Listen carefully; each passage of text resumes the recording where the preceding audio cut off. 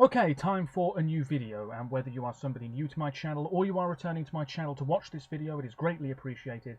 As always, I'm filming this video in one go, therefore I apologise in advance if I stumble over my words going forwards, and indeed if the quality of this video is fairly poor as well, if there's any lag. Anything like that at all, sadly it can't be helped, and hopefully it's not too much of an issue for you. This is yet another Eurovision related video here on my channel, the first one for a number of weeks. And the reason that it's been quite a while since I filmed the video is, well, mainly because I've been working, and that's been taking up a lot of time, but also because the motivation, I guess, hasn't really been there. Plus, I suppose there hasn't been a huge amount of news regarding Eurovision 2021. Nevertheless, today I am going to be filming yet another What We Know So Far video. There's plenty of these on my channel from the past few years. And if you've been watching my channel for a while, I'm sure you'll know what's coming in this particular video. I'm going to be discussing Eurovision 2021 a little bit, but before that, Junior Eurovision 2020, because yes, it is going ahead in a way that it never has before. As I'm recording this video, there is 1 month and 1 day to go until the 18th Junior Eurovision Song Contest. So I'm going to get straight into it, and I know that I will be repeating a lot of the same information once again, but that's how it is. So, what do we know so far? This will be the 18th edition of the upcoming JESC. It will take place at the TVP headquarters, that is the Polish Broadcasters HQ, in Warsaw in Poland, the capital city of Poland. It's the second year in a row that Poland will host. Last year it was in Gliwice, this year Warsaw. It's the first time that's ever happened in Junior Eurovision, where the same country is hosting 2 years in a row.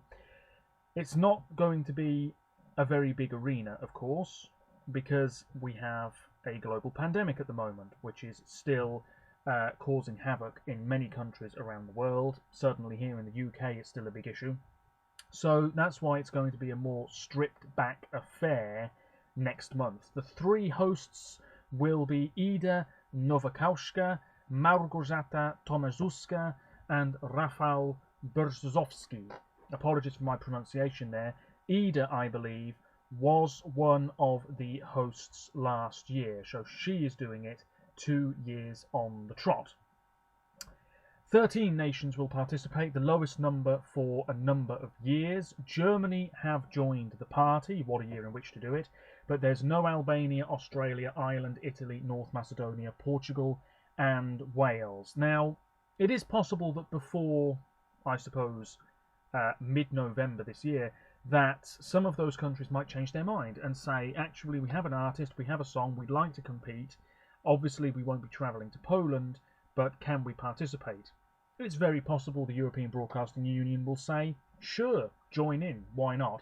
So we just have to wait and see. Otherwise, 13 countries for sure. Now, the theme is #MoveTheWorld. The performances, the majority of them have actually already been recorded in the participants' own country. However, I read an article today that suggested that at least 4 artists will be travelling to Poland to record their performance in the next few weeks. So again, we just have to wait and see what happens there. A lot of stuff is still up in the air at the moment regarding this year's JESC. The 13 participating broadcasters have committed themselves to giving equal conditions to each of the participants using a similar scenario and the same technical resources. The opening protocol, procedure, interval acts and voting will be broadcast live from Warsaw. Here in the UK, I'll be watching it online. I'm sure that there will be a live stream on the official JESC YouTube channel once again. The voting, the same as it has been for a while, 50% online voting and 50% jury voting. How will the juries cast their votes this year? Because they can't exactly all bunch up around a table, I guess. Or could they? I don't know. Anyway, the first phase of the online voting will start on the 27th of November and close 1 minute before the show starts 2 days later. The second part of the online voting will take place during the live show and will start after the last performance. You'll have 15 minutes in which to vote. Apparently, international viewers can vote for 3 countries. Interesting.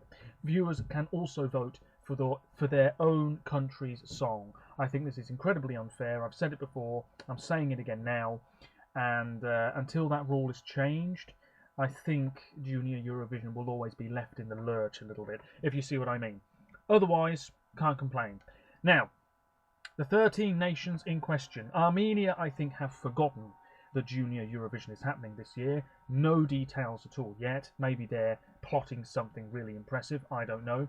Belarus internally chose Arena Petereva with Aliens. Now, this is a sort of stirring, powerful, anthemic song.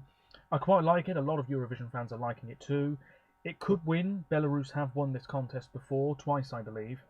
Could this be a third win? Let me know your thoughts in the comments below.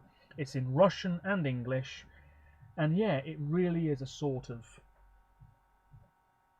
you know, really anthemic, powerful song. As for France, now they are better at Junior Eurovision than the grown-up contest, I think it has to be said. But France have gone for another young female performer, Valentina, with J'imagine, which means I imagine. This song is just super cute, it's very catchy, a little bit thin on lyrics in the chorus, lots of la la la's as filler, never mind. The songwriters for this song are the same songwriters that wrote Bim Bam Toi for France last year, which was one of the big favourites to win, and then it never really came close. Is this going to be our winner? I'd be happy if it was. I really like it. It's very charming, but arguably other songs here are more popular. We shall see. Georgia will pick their artist and song on the 13th of November, so we've still got a while to go. There's a whole bunch of artists involved in their national final, which is known as Ranina. The ages of the artists in question range from 8 to 12. I've absolutely no idea who the favourite to win is. I haven't really been following it at all, but we'll find out on the 13th of November. I should say, just after that, I will make a video giving you my official, shall we say, prediction for the results and my personal ranking of all the songs too. Germany's debut is really, really safe. It's Susan with Stronger With You. There were two songs in the German selection. One was quite upbeat, called See You Later, I believe it was, and this was the more low-key one. And sadly, it has to be said, this is the one that has come out on top. They revamped it. It is better, but it's really, really safe. It's quite bland. Susan seems really likable. I think she sings quite well, but this is just a really vanilla, somewhat disappointing debut from the Germans. I'm sure they're capable of much better than this.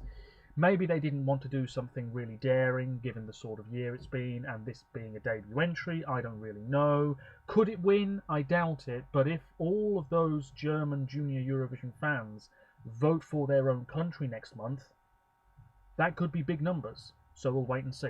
Kazakhstan still aren't in the grown-up contest, but they are here for a third entry, I believe it is, in Junior Eurovision. Karakat Bashanova was the narrow victor in Kazakhstan's national final a couple of weeks ago. The song is called Forever. Just like last year's Kazakhstan entry, this sounds as though it is straight out of a West End musical.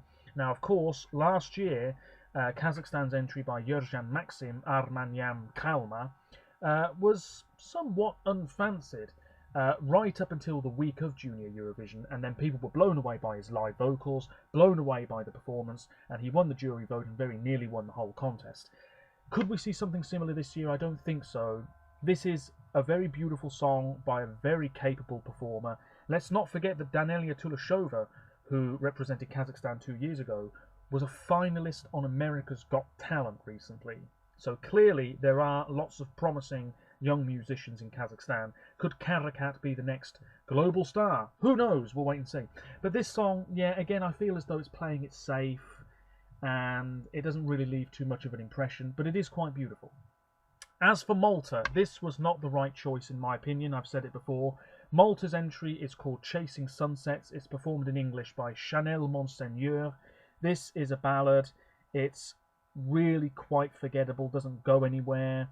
And I feel as though Malta missed a trick because there were better songs in their sort of national final setup, if you want to call it that. I think Malta might come last again, as they did last year, unfairly in my opinion, but there we are. Moving on, the Netherlands. Now, this is my personal favourite, but then again, the Netherlands usually are. This is Unity, a girl group, 4 females in question, one of whom actually had the virus very recently, missed the national final performance, which was at the Ahoy in Rotterdam, which of course would have staged Eurovision this year had the pandemic not become a thing. But Unity will perform Best Friends. This is just really charming, really cute, really catchy, really likeable. There's a bit of choreography, but it's not over the top. The vocals during that live performance at the Ahoy, they weren't great. Now, whether that was because they were a member down or they were nervous, I don't really know. I'm sure everything will be all right on the night. All of these performances will be sort of pre-recorded though, won't they?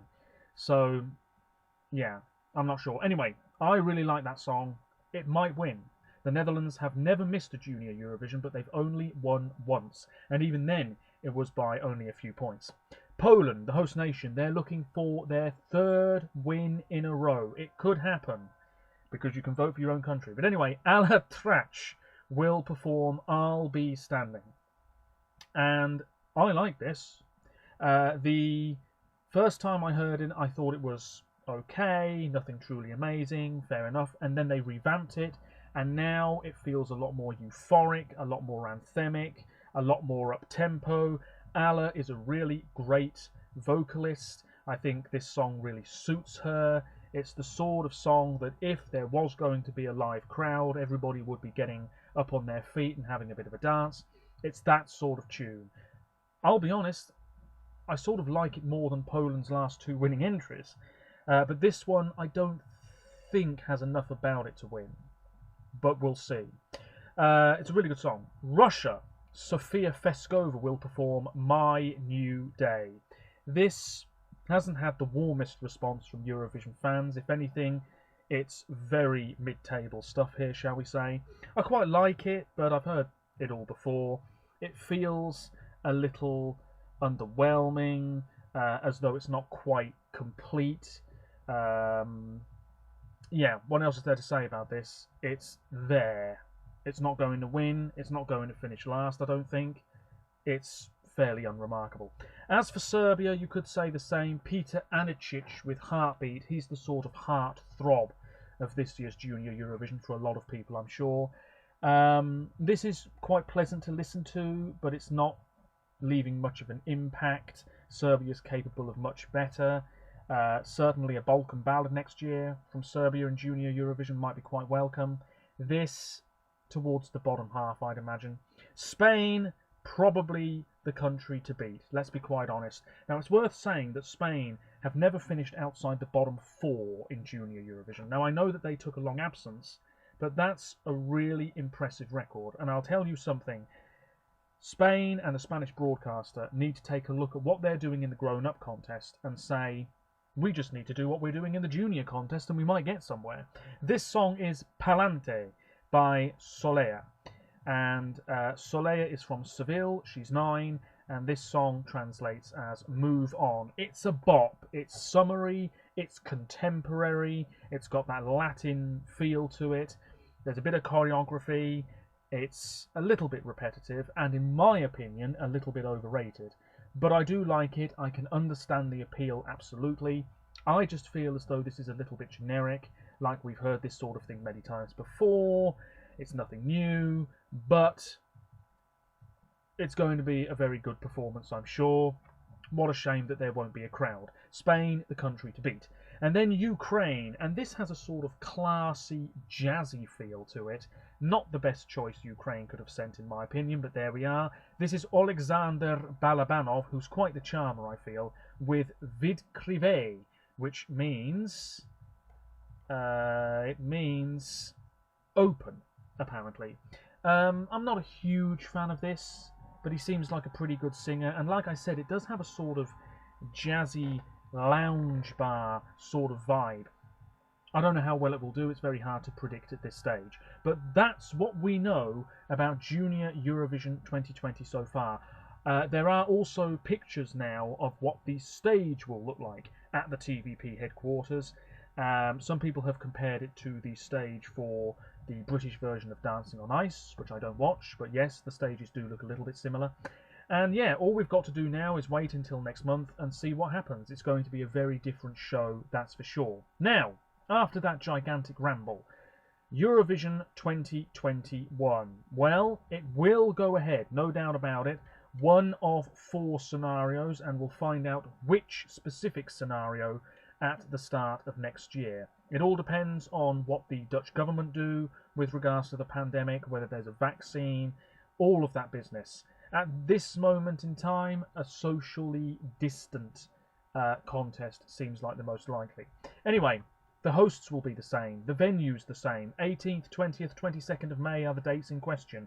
It was recently announced all 41 countries will be back. All of those nations that would have competed in Rotterdam this year will be in Rotterdam potentially next year. Bulgaria and Ukraine back. No Hungary, no Montenegro, but who knows, maybe that will change closer to the date in question.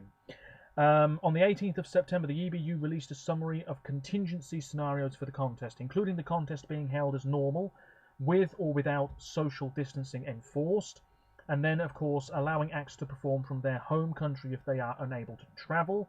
In the most severe scenario, the contest would be held in a fully remote format, presented from Rotterdam, but with no public festivities or audience. A format that will be trialled during the Junior Eurovision Song Contest next month.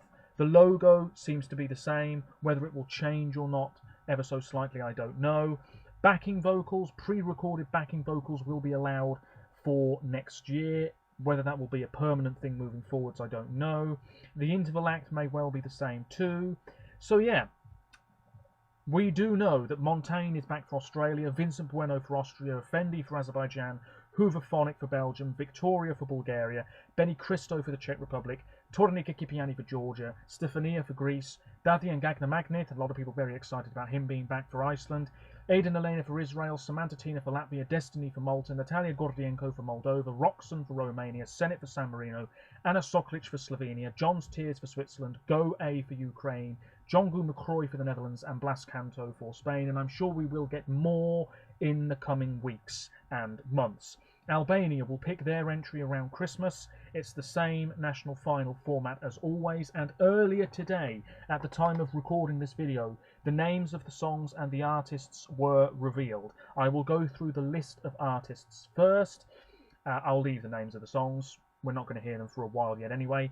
Apologies for my pronunciation, but we've got Agim Poshka, Angela Peristeri, Devis Shirahu, Enchi Nasufi, Era Russi, Eriksson Loshi, Evi Recci, Fatos Shabani, Festina Mazzini, Florent Abrashi, Franch Koruni, Giliola Haveriku, Gierj Kacinari, Inis Naziri, Kamela Islamaj, Castro Zizzo, Clinty Cholaku, Manjola Nalbani, Mirud Orgesa Zaimi, Rosella Gilbegu, Sardi Strugaj, Stefan Marena, Victor Tahiraj, Wendy Manchaku, and Jessica Polo.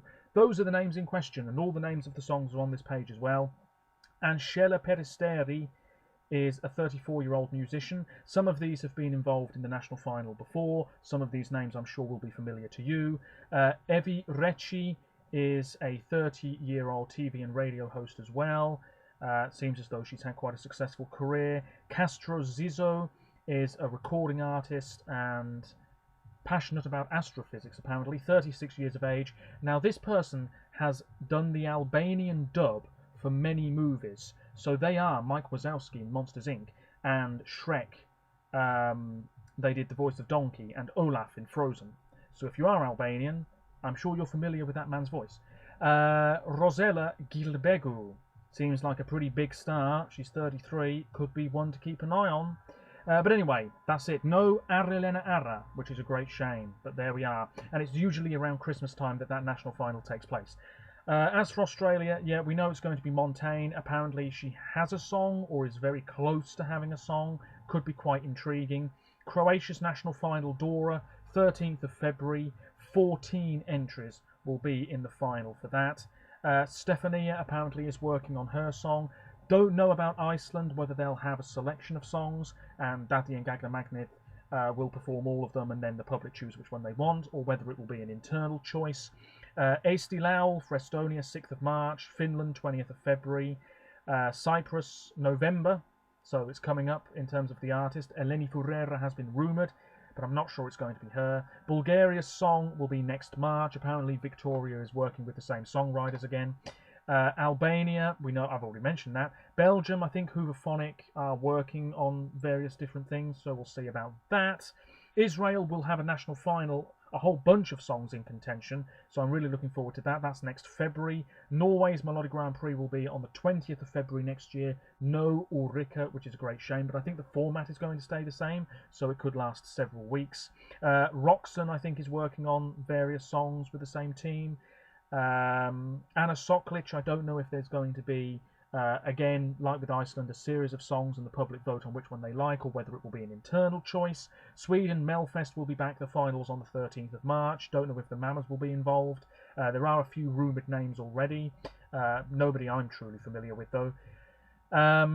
Who else is there? I was going to say something else, but I do apologise. I can't quite remember which country it was. Italy, Sanremo will go ahead as normal, it seems, on the 6th of March. Lots of exciting names rumoured for that one. Annalisa, my personal preference, if she is involved. And that's pretty much it. What else is there to say? Not much. But we are only a few months away from Eurovision 2021 season really picking up some speed. Let me know your thoughts on anything Junior Eurovision 2020 related or Eurovision 2021 related. Who are you excited for? Any rumoured names that you're excited about? Or do you think that next year's Eurovision might actually be very disappointing because the pandemic will still be really bad? Let me know what the situation is like in the Netherlands or your country, wherever you're from. And apologies for rambling, and if indeed you heard my neighbours' loud music. Until next time, thank you very much for watching, much appreciated. Apologies if the quality wasn't that great. That's it. Don't think there's anything else to add. No, don't think so. But yes, roll on Junior Eurovision and indeed Eurovision 2021 from the Ahoy, all being well, in Rotterdam, in the Netherlands. Take care of yourselves, and bye for now.